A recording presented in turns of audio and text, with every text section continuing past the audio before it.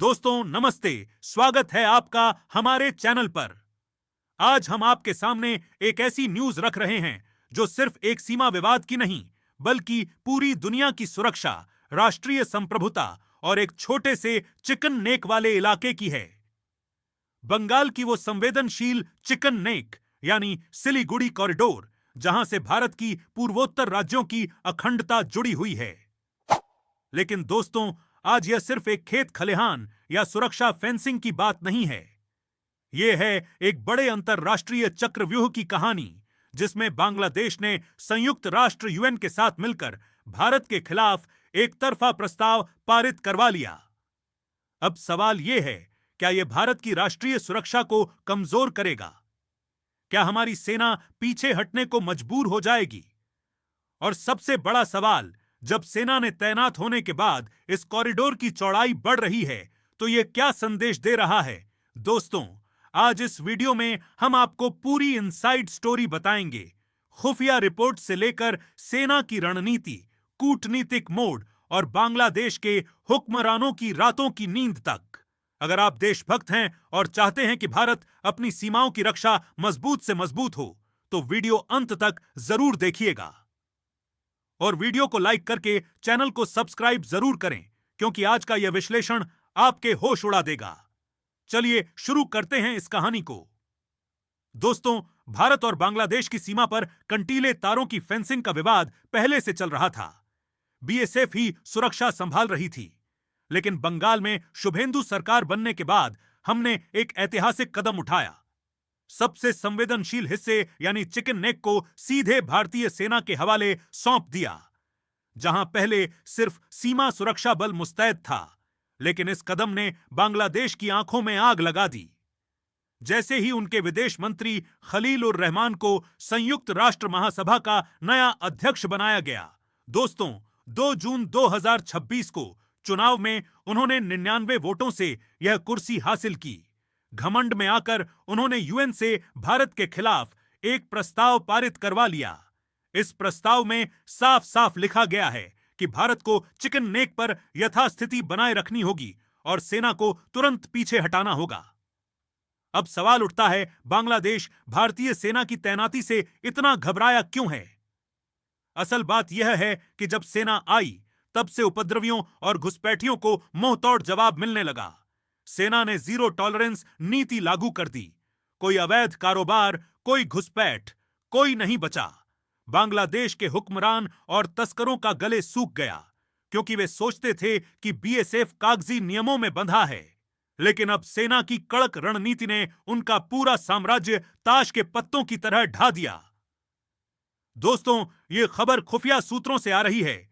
जब सेना ने मोर्चा संभाला, तब से इस कॉरिडोर की चौड़ाई बढ़ने लगी है।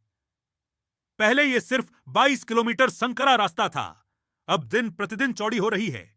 सेना अंदर ही अंदर एक अभेद्य चक्रव्यूह रच रही है। क्या यह एक बड़ा बफर जोन है या रणनीतिक रडार नेटवर्क? यह पूरी तरह आंतरिक और गोपनीय मामला है, इसलिए हम इसे सोशल मीडिया पर खुलकर नहीं बताते। लेकिन इतना साफ है, भारत की यह जमीन अब और मजबूत हो रही है। अब चलिए गहराई से समझते हैं कि यह सब कैसे हुआ। बंगाल में प्रशासनिक बदलावों के बाद घुसपैठियों ने ध्यान इस चिकन नेक की तरफ मोड़ दिया। वे सिर्फ इंसानी तस्करी नहीं कर रहे थे, बल्कि बड़ी सोची समा चीजें, उनकी बस्तियां और ठिकाने बसा रहे थे। मकसद यह था कि भविष्य में कोई साजिश रची जाए तो यह अंदरूनी मोर्चा तैयार हो जाए। लेकिन हमारे देश के शीर्ष नेतृत्व ने बिना देरी किए फैसला लिया। बीएसएफ से लेकर सेना के जांबाजों तक पूरा इलाका उनके हाथ में। अब 24 घंटे नजर। लेकिन प्राकृतिक बनावट ऐसी है, घने जंगल, उबड़ खाबड़ नदियां, दलदली जमीन, हर मीटर पर पहरा देना मुश्किल। यही वजह है कि घुसपैठिए ने छिपकर कदम रखा था। फिर आया सबसे बड़ा मोड़। सेना की तैनाती के कुछ दिनों बाद खबर आई, चौड़ाई बढ़ रही है। बांग्लादेश के हुक्मरान रातों की नींद उड़ा रहे हैं। अब आते हैं उस बड़े कारण पर जिसने तस्करों के सिंडिकेट में तहलका मचा दिया। बांग्लादेश ने यूएन क्यों पहुंचा? कोई कूटनीति नहीं, आर्थिक चोट थी। जब तक सिर्फ कागजी फेंसिंग थी, अवैध कारोबार चला। करोड़ों रुपए के प्रतिबंधित सामान की तस्करी, नकली नोट, मानव तस्करी, जंगलों के जरिए। लेकिन सेना आई जीरो टॉलरेंस। कोई नहीं पार कर सका। सेना के पास वो अधिकार हैं जो बीएसएफ के पास नहीं। कश्मीर में आतंकियों के साथ सलूक की याद कीजिए, बस वही अंदाज। बांग्लादेश के तस्करों को देखकर उनका साम्राज्य ढह गया। अर्थव्यवस्था को झटका, हुकूमत बौखला गई। अब कहानी का सबसे बड़ा और रोंगटे खड़े कर देने वाला मोड़।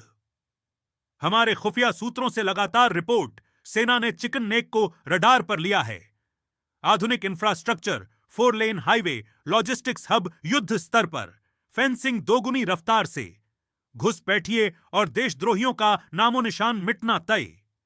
यह आगामी समय में दुश्मनों के हर मंसूबे को दफन कर देगा। दोस्तों, अब आते हैं कूटनीतिक मोड पर। बांग्लादेश ने अचानक यूएन में घेराबंदी कैसे की?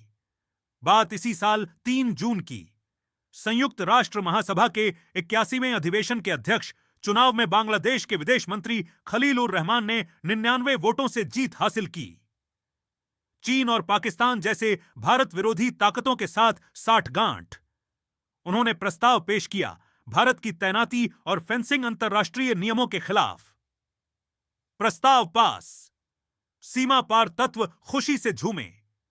सोचा, दुनिया के सबसे बड़े संस्थान हमारे साथ। लेकिन दिल्ली में बैठी सरकार ने एक संदेश दिया, हम अपनी सीमा की रक्षा किसी बाहरी सर्टिफिकेट के लिए नहीं करेंगे। यह प्रस्ताव सिफारिश है, जबरन लागू नहीं। भारत अच्छी तरह जानता है चीन पाक का दिमाग काम कर रहा है। ऐसे दबाव को डस्टबिन में डालना। बांग्लादेश ने कागज का टुकड़ा ढाल बनाकर चक्रव्यूह रचा, लेकिन अंतिम नतीजा बिल्कुल नहीं। सेना पीछे नहीं हटेगी। यह आज का आत्मनिर्भर और मजबूत भारत है। विदेश नीति अब रक्षात्मक नहीं, आक्रामक और व्यावहारिक। रही बात चौड़ाई की, सेना ने रणनीतिक रूप से इंफ्रास्ट्रक्चर बनाया। 3 नए गैरिसन, लाचित बोरफुकान स्टेशन, बमूनी असम में, किशनगंज बिहार और चोपड़ा पश्चिम बंगाल, रैपिड डिप्लॉयमेंट के लिए। यह सुरक्षा घेरा इतना मजबूत कि हर घुसपैठिया का नाम मिटना तय। फेंसिंग 1 सेकंड भी नहीं रुकेगी। दोस्तों, इस पूरे विवाद पर आपकी क्या राय है? क्या भारत को बाहरी दबाव को ठेंगा दिखाना चाहिए? कमेंट में अपना नाम, शहर, राज्य लिखकर जरूर बताएं। अगर आपको यह सच्ची और कड़क जानकारी पसंद आई तो लाइक कर दीजिए।